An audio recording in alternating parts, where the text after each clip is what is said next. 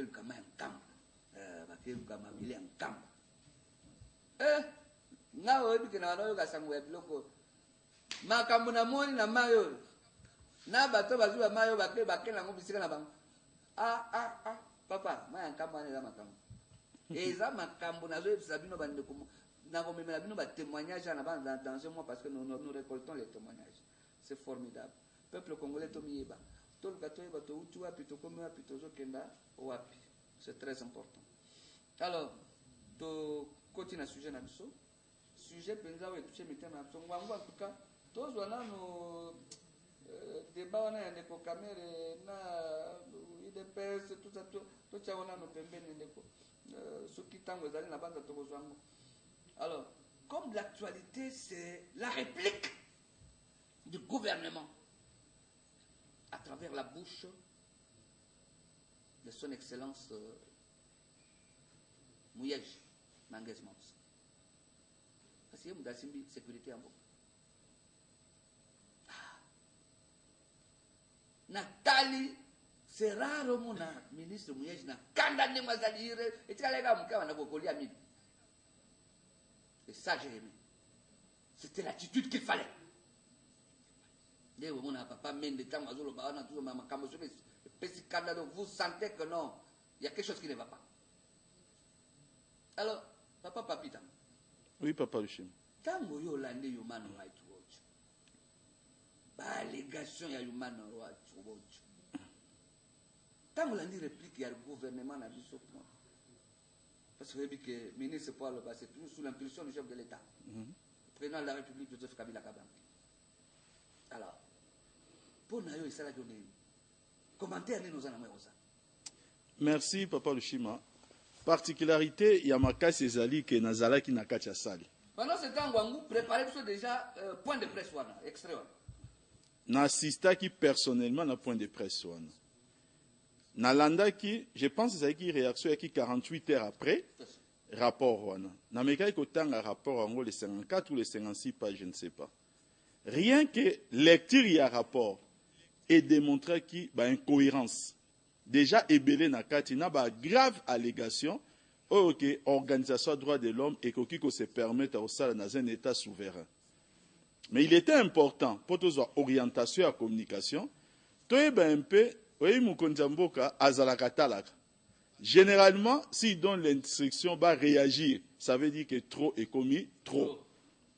Alors, mais sauf que j'ai découvert, Nakatia Sal, Nazo découvert si que même ba publier ba photo des gens, ba lakisi bango comme étant morts, ba bimisi baton na bolo comme akala, ba elibiso bango.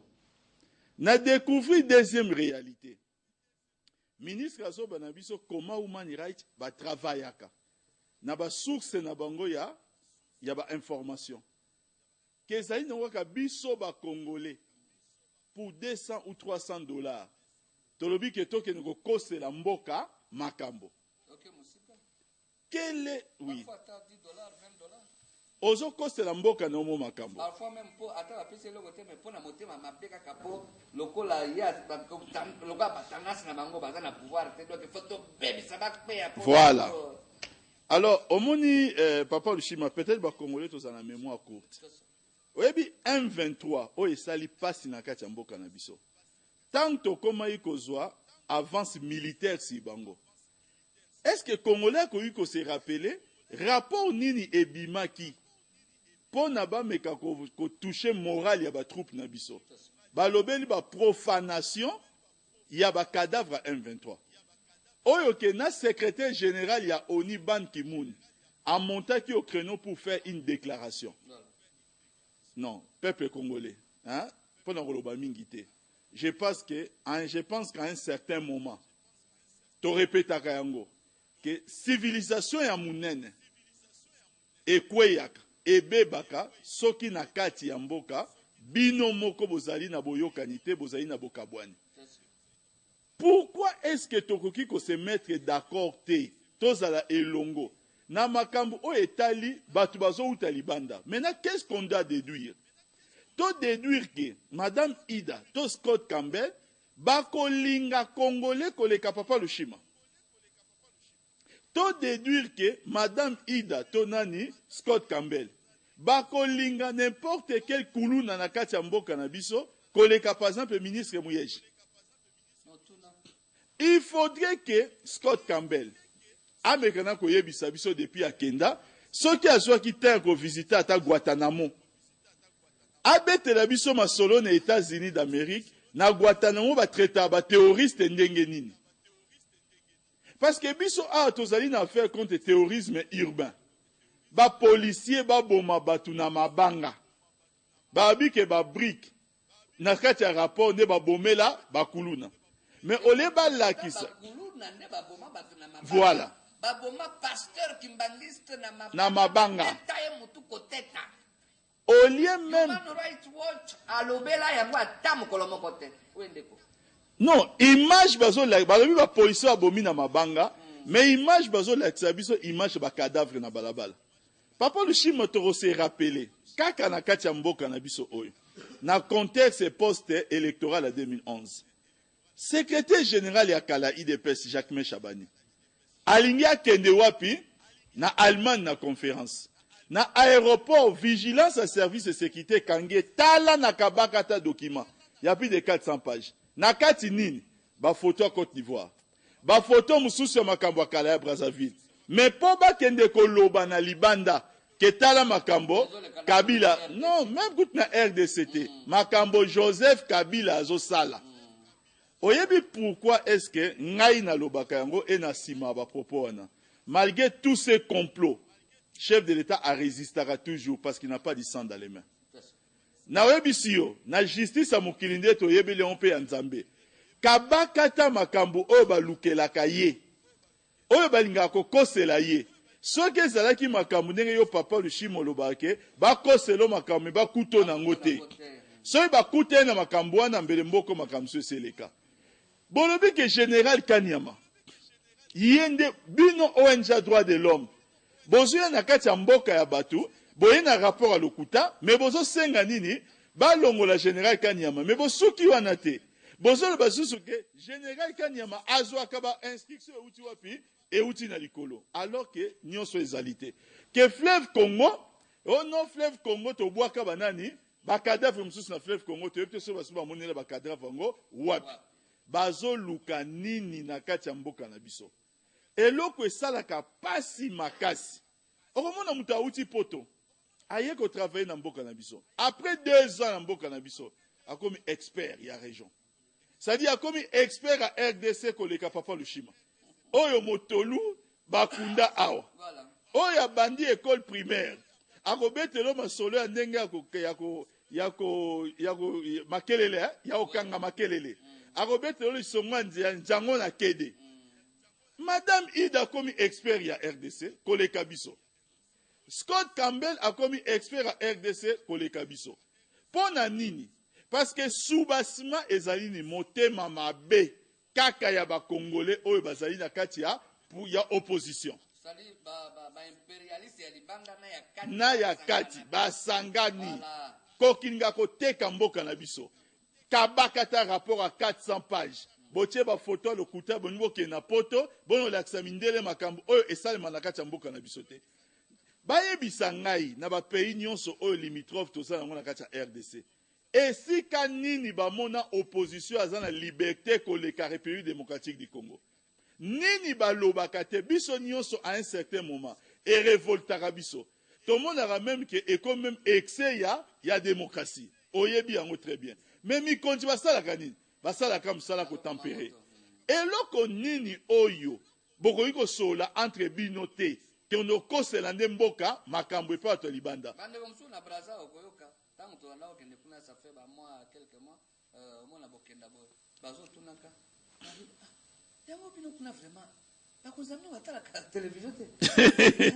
C'est tout vraiment mukuna bino mboka. Okomona bato fika ye bato. Okoloba pesa ke no muto c'est que lobi bokomona sur la TV. Mais omone la chaîne mususu bokomona ya to ngaka et tout ça. Yango makambo. Voilà. Mais bandimate. Non, bandimate pe balati mote ya mabe. Congolais. Question moko ngai Papa Lushima etaodaka mutu na ngai. Na batu oyo bakoma baluka bango moka ko président Obama kangela biso Joseph Kabila tinde na CPI.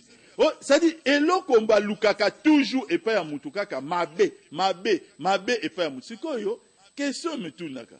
Papa mokonzi Joseph Kabila asala bango nini?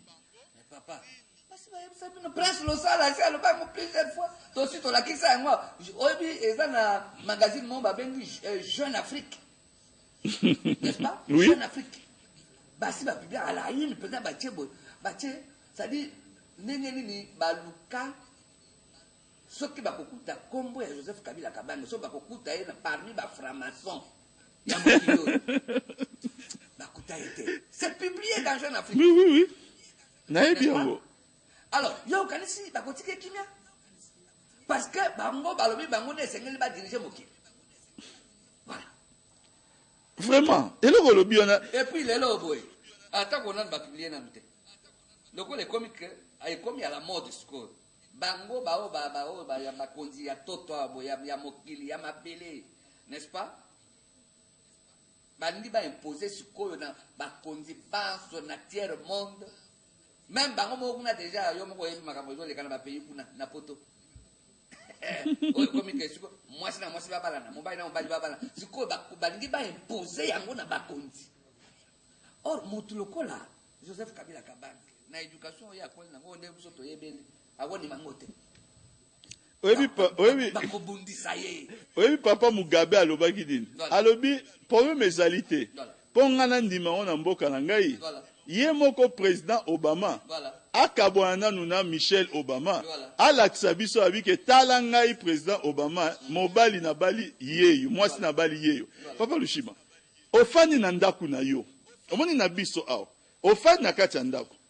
Mwana eko yebisa oke papa nazwi molonga na ngai na kolakisa oye na ngina bala.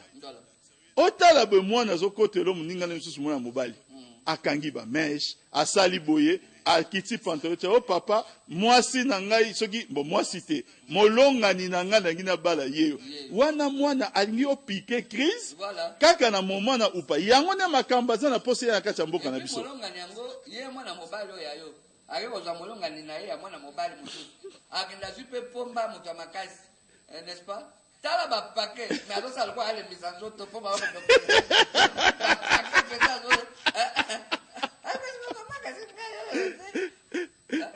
Alors, vous avez vu que la bataille là, vous avez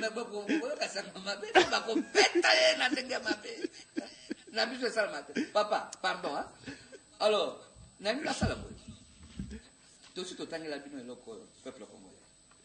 Oui, bien, on a réfléchi. Donc, ça, tu as la secours. Alors, moi, le masque à boire qui? N'est-ce pas? Ça dit, Moutoyo Azoboma. Yende. Bah, comment il faut protéger? La communauté internationale, comment il faut protéger? Yende droit de l'homme et comment il faut protéger? Alors, au moins, quand on a zongé ce document, c'est que ça, les accalango droits de l'homme, c'est les droits de l'impérialisme. Document aussi, autant que la bino. Ah, mon frère, est-ce que je peux avoir une copie? Natinda, on tient la photo. Ma copie à document pour le monde. Mukona kala na Maroc, ba nokna. Sokna la kamuta loko zone na bambom. Non, pour le copier. Alors, le document va venir en mot charte de l'impérialisme. Vous voyez, charte de l'impérialisme. Ba impérialiste ba sangani. Nambula nini na 1888 papa yo botamina mte même papa no botamina mte ba mindelo ya mabe basangani balobi boy oyo nde sikoyo lokola constitution na bango charte de l'impérialisme balobi nini tikana cha nano neno na miso kotangele kimingi ba pembe ba papier na ba projecteur balobi boy. La commission constitutionnelle, ayant siégé dans une des capitales du monde, du 18 juin au 23 juillet 1888, a proposé ce qui suit. Tous les impérialistes du monde, par le référendum constitutionnel organisé du 25 au 28 août 1888, ont adopté. Les impérialistes promulguent la charte dont la teneur est préambule. Proclamant notre adhésion à la charte de l'impérialisme et à la déclaration universelle des droits de l'impérialisme. Vous voyez bien, proclamant notre adhésion à la charte de l'impérialisme. Il y a droit de l'homme à la charte de l'impérialisme et la déclaration universelle des droits de l'impérialisme. Chers camarades étudiants, suivons ça très bien. Peuple congolais, n'a pas besoin d'en bien. Ça c'est en 1888. Proclamant notre adhésion à la charte de l'impérialisme, et à la déclaration universelle, des droits de l'homme. Mais tant que ça, la déclaration universelle des droits de l'impérialisme, c'est-à-dire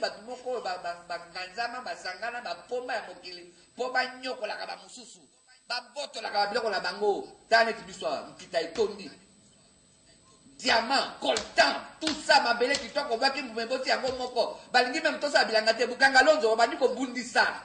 Pour la Nipo Bango Baza, Pomba ya Mokili. N'est-ce pas? Alors, Bango, ça dit, Moutoumousou à Koki, à Koki. J'ai suivi là quelqu'un qui a dit un jour, c'est pas de notre faute si Dieu a donné du pétrole aux autres. Hein. Nous irons là-bas tout le temps pour arracher ça, pour prendre ça de force.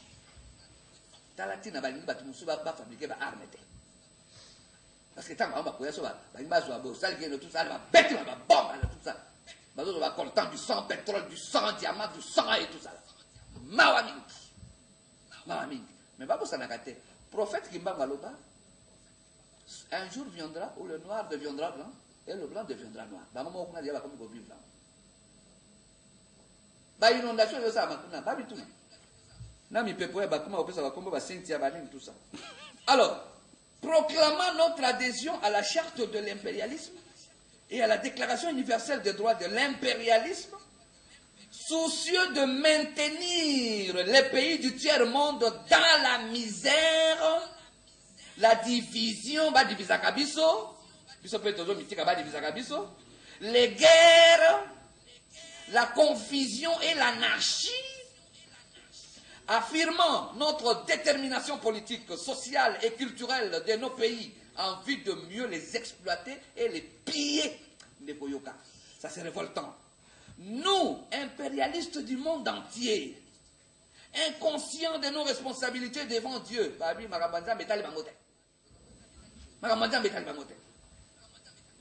déclarons solennellement adopté par la présente charte. Boyoka, titre premier. Section 1, disposition générale. Article 1er. Aucun pays du tiers-monde ne constitue un État souverain. Donc, vous avez 50 ans indépendance, 54 ans, vous fêtez l'indépendance.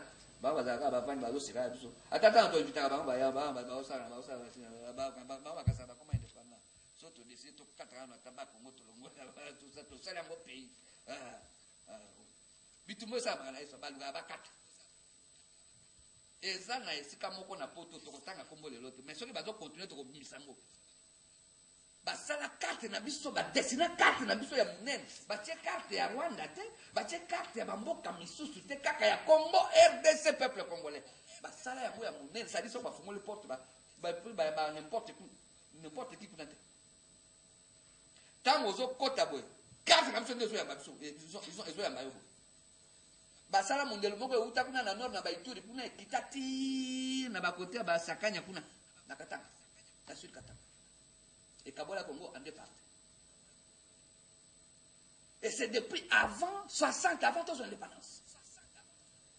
Peuple congolais toi la muka mais mboko ba okokate to uti ko bela bino likambo ya chemin de la passion na papa Kimbangu bakangiye na kote ya mbushuri po ya botami kuna ambushuri esika fleve yeko ko sofana nani alors bakena eti na Katanga akufi kuna bazongi na ye aleki nzela ya Grand Kasai kuna ti tout ça le chemin de la passion asi akangi unité ya boka o yango bozo kuna bazo mekandenge nyeso ba ko kata mboko te na banga la ngate ata o human rights alo bio bata de soyez calme dit tout ça na koko na bisone boyoka ko Dieu d'Abraham soki Abraham banani ba Jacob ba tout nous avons Dieu notre Dieu qui s'appelle Kimbangu asi aloba asi atikela biso to la kaka makambo ya loba c'est tout na boyebi kenga na kutana na batu suna nzela ko omona mutu papa lushipa oh yote oh kufina mute oh Mais alors, donc, article Aliboso. Aucun pays du tiers-monde ne constitue un État souverain. Donc, indépendance, c'est une chose, souveraineté, ils s'en foutent. Article 2. Tous les pays du tiers-monde sont divisibles et leurs frontières déplaçables selon notre volonté. Bandeko, tu vas continuer l'autre parce que si tu continues, tu vas Mawami. Yoka, article 3. Notre devise Nabango. Diviser pour régner. Diviser, merci, Nekolanga, Stani Lubang. Kanda ezo sarangaidi nani lusakwenu ya Christian azaka bien topesi mbote avec Top Congo, n'est-ce pas? Oui, biso Robert Lusakwenu.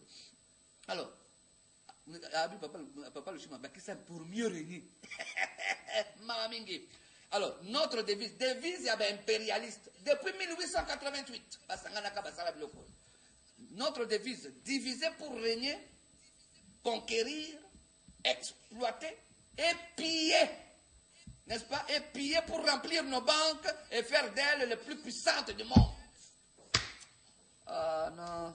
Surtout tant que les millions sont la bande du peuple congolais, beaucoup de cas. Oya okaseke millions sont à ma bille. Bosiko, ba recruter na ba tuna kati na biso de papa ya utuboloka. Ba recruter na ba congolais bande kwa mususu. Oh zoma soka zolo bokasa congolais, okasa za sushi na biso. Tada makambo ebimi. Bamusu bazuna kulaja ko mako. Donc abafana ikimi apo bazanga ya koloba. Ko ba lumano leta loba loba alba bimi bisika baba na kukwesika babo manaka. Mais papa, vous pouvez trouver porte-parole de l'opposition. Vous ne parvenez pas à vous organiser. Mettons